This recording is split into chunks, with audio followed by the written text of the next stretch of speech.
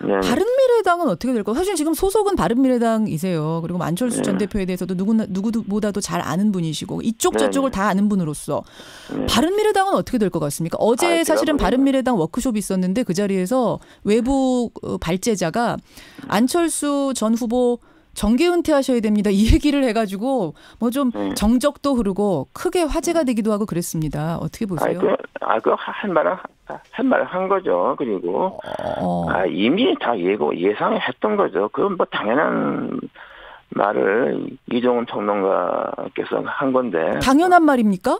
정계 은퇴가? 당연하죠. 그게 이미 선거 나가서 3등하고 연거푸 3등하고 했는데 어떤 정치적 역할이 있겠습니까? 그건 이미 그런 수순에 들어가 있다고 생각하죠. 그런 수순에 들어갔다고 아니 그렇지만 3등 했다가도 또 한참 쉬었다가 나와서 재계에 성공하는 분들도 계시고.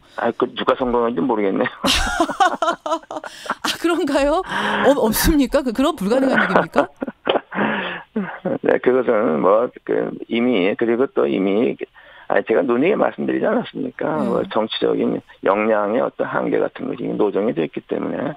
그리고 바른미래당 자체가 창당부터가 굉장히 무리한 거죠. 그러니까 국민의당과 바른정당과의 통합도 어거지로 그렇게 한 것이고. 어거지 통합이라고 보세요. 근데 그 절차 같은 거 국민이 보지 않았습니까? 그리고 또 바른정당과 또 국민의당 이른바 안철수 대표를 위시한 의원들과의 그건 이미 과연 한 개의 정당을 볼 수 있는가? 사무실도 두 개가 있고, 당직자들도 그대로 별도로 있고, 또 당 규모에 비해서, 당의 어떤 위상에 비해서, 당직자 같은 경우 비대하게 너무 많고, 그 직전 선거 2016년 총선에서 이제 정당 투표가 높았기 때문에 이번에 지방선거에서 세금을 100억 원 수령했지만 정의당, 평화당보다도 훨씬 못한 성적이 나오지 않았습니까? 그러면은 안철수 전 대표는 보시기에는 이미 정계 은퇴 수순에 들어갔다라는 말씀은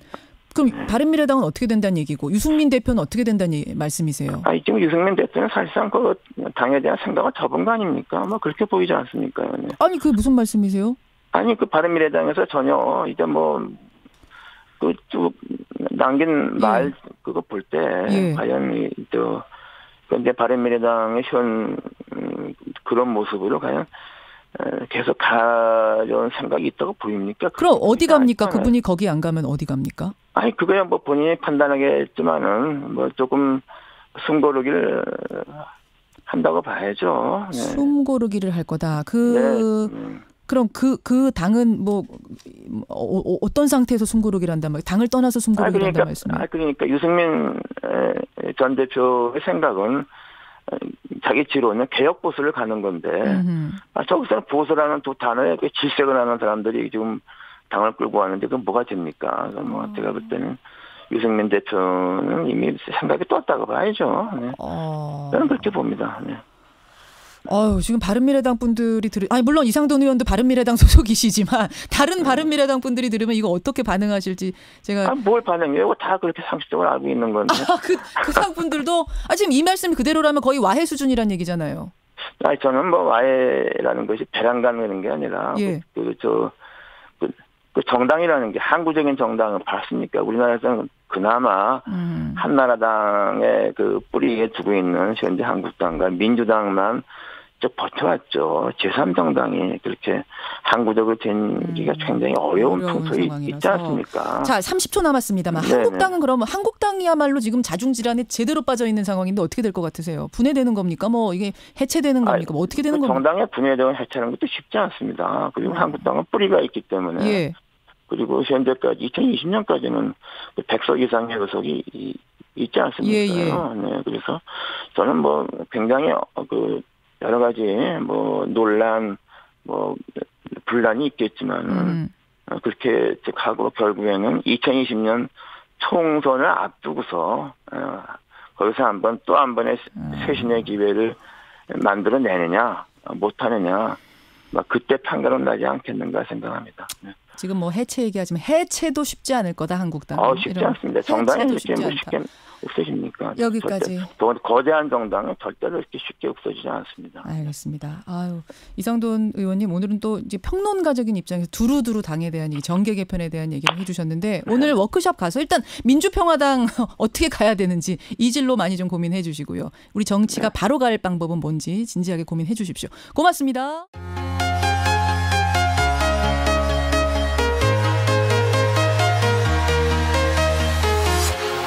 Walking alone, the streets are empty. The only thing I can see is my own silhouette. I'm getting stronger.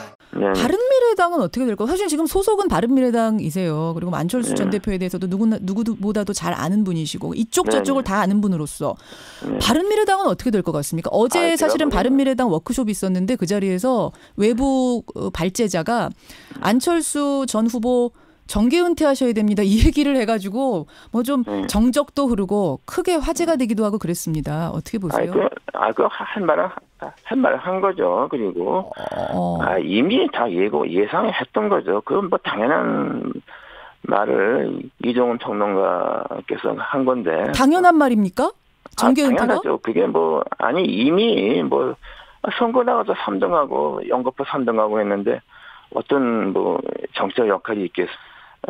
자기 지로는 개혁 보수를 가는 건데 저기서는 보수라는 두 단어에 질색을 하는 사람들이 지금 당을 끌고 왔는데 그건 뭐가 됩니까? 제가 볼 때는 유승민 대표는 이미 생각이 떴다고 봐야죠. 네. 저는 그렇게 봅니다. 네. 지금 바른미래당 분들이 물론 이상돈 의원도 바른미래당 소속이시지만 다른 바른미래당 분들이 들으면 이거 어떻게 반응하실지 제가 뭘 반응해요? 다 그렇게 상식적으로 알고 있는 건데. 그 상분들도 지금 이 말씀 그대로라면 거의 와해 수준이란 얘기잖아요. 저는 와해라는 것이 배란가는 게 아니라 그 정당이라는 게 항구적인 정당은 봤습니까? 우리나라에서는 그나마 한나라당의 그 뿌리에 두고 있는 현재 한국당과 민주당만 좀 버텨야됩니까? 그건 저는 이미 그런 수순에 들어가 있다고 생각하죠. 그런 수순에 들어갔다고 그렇지만 3등 했다가도 또 한참 쉬었다가 나와서 재계에 성공하는 분들도 계시고. 누가 성공한지 모르겠네요. 그런가요? 없습니까? 그런 불가능한 얘기입니까?